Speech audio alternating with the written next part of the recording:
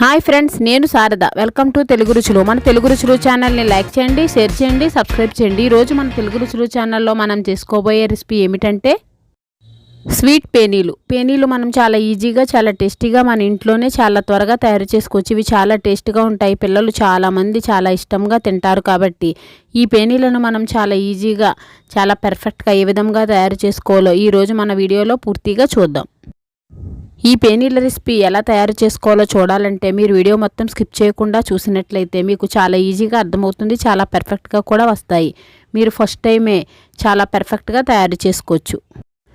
మైదాపిండితో ఈ పేనీలు ఎలా తయారు చేసుకోవాలో చూద్దాం. ముందుగా నేను కప్పున్నర మైదాపిండిని తీసుకున్నాను. ఒక ప్లేట్లో కప్పున్నర మైదాపిండిని వేసుకుని మనం తరువాత ఏమేమి ఇంగ్రీడియంట్స్ వాడుతున్నామో చూడండి పర్ఫెక్ట్గా. మైదాపిండి తీసుకున్న తర్వాత దానిని పక్కన పెట్టుకొని 100 గ్రామ్స్ పంచదారను తీసుకొని మిక్సీ పట్టుకొని పౌడర్లా ఈ విధముగా తయారు చేసుకుని వేరే గిన్నెలో వేసేసుకోవాలి.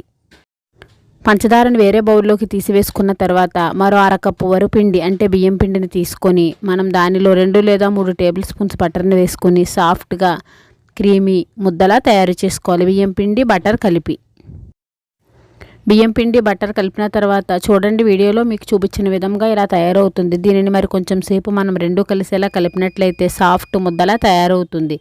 ఇలా కలిపేసుకున్న తర్వాత ఈ బటర్ బియ్యం పిండి మిశ్రమాన్ని కూడా మరో పక్కన పెట్టేసుకుందాం. ఇప్పుడు మనకి మైదా పిండి తీసుకున్న గిన్నె ఉంది కదా, దానిని తీసుకొని కొంచెం 1/2 టేబుల్ స్పూన్ సాల్ట్ వేసుకొని వాటర్ వేసుకుంటూ మనం చపాతీ పిండికి ఇంకొంచెం సాఫ్ట్గా ఉండేలా కలుపుకుందాం.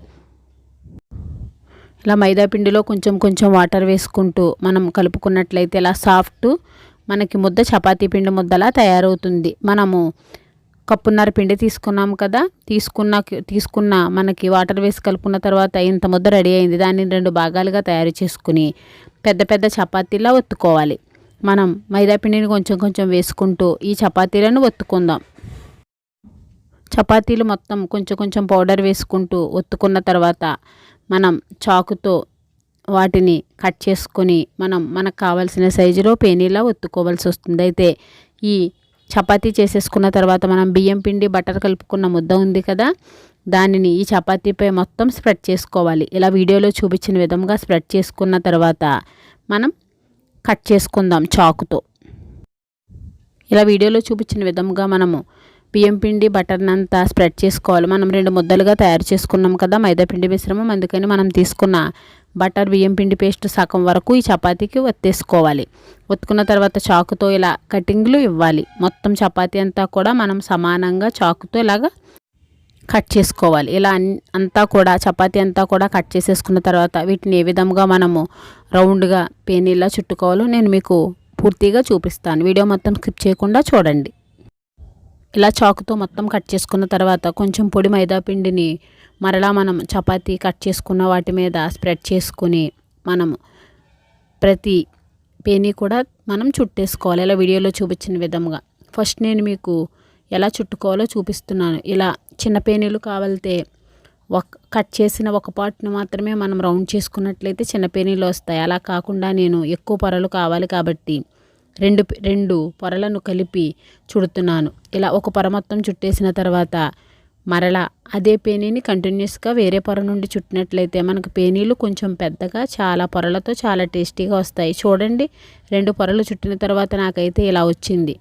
దీనిని మనం గట్టిగా ప్రెస్ చేయకుండా ఇలా చుట్టిన వాటిని అన్నిటినీ కూడా పక్కన పెట్టేసుకుని మనం మరో చపాతీని కూడా అలాగే స్ప్రెడ్ చేసుకుని తర్వాత బియ్యం పిండి బటర్ ముద్దను కూడా అలాగే మనం అప్లై చేసి పొడి పిండిని వేసి కట్ చేసుకుని సేమ్ ప్రాసెస్ ఇలా అన్నీ కూడా తయారు చేసేసుకుని పక్కన పెట్టేసుకున్నాను. ఇప్పుడు ఈ ముద్దలను ఒక కప్పులోకి ఆయిల్ను తీసుకొని ఆయిల్లో ఇలా ముంచి కొంచెం మనం ఎక్కువ స్ప్రెడ్ చేయకుండా చపాతీ కర్రతో కానీ చేతితో కానీ ఇలా ఒక్కసారి స్ప్రెడ్ చేసుకుంటే సరిపోతాయి. ఇక మనకు పేనీలు రెడీ అయిపోయినట్లే.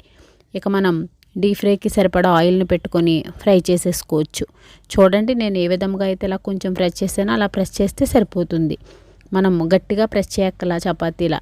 మనకి పేనీలు 2 కలిపి చుట్టినాము కాబట్టి ఇలా వచ్చినవి. ఈ సైజు పేనీలు అయితే తినడానికి చూడడానికి కూడా చాలా బాగుంటాయి. ఇలా అన్నీ మొత్తం ఇదే విధంగా తయారు చేసుకుని పక్కన పెట్టుకున్న తర్వాత మనం డీప్ ఫ్రైకి సరిపడా ఆయిల్ని పెట్టుకుని ఇలా మనం ఆయిల్ వేసినంత వరకు 5 కానీ 4 కానీ గోల్డెన్ బ్రౌన్ కలర్ వచ్చేంత వరకు కూడా స్టవ్ ఫ్లేమ్ను మీడియం ఫ్లేమ్లో పెట్టుకొని మనం ఫ్రై చేసుకోవాలి.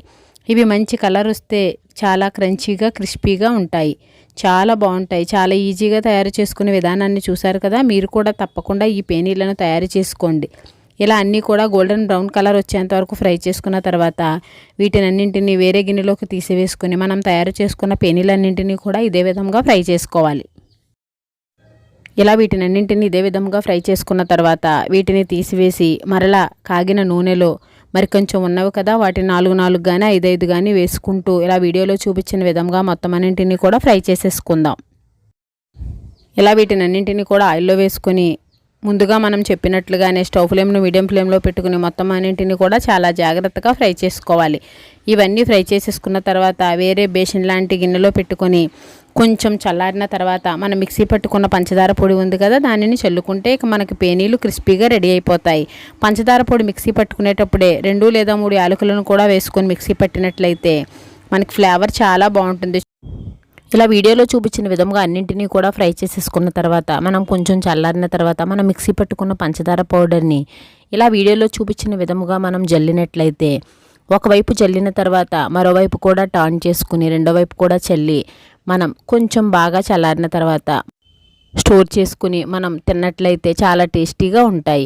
అయితే ఇవి ఏ విధంగా తయారు చేసుకోవాలో చూసారు కదా. తప్పకుండా వీడియో మొత్తం చూసి మీరు కూడా తప్పకుండా తయారు చేసి మీ ఇంట్లోని వారందరికీ కూడా వీటిని తయారు చేసి చూపించండి. ఈ వీడియో మీకు నచ్చినట్లయితే మీ ఫ్యామిలీ మెంబర్స్కి రిలేటివ్స్కి షేర్ చేయండి, లైక్ చేయండి, సబ్స్క్రైబ్ చేయండి. Thank you for watching friends.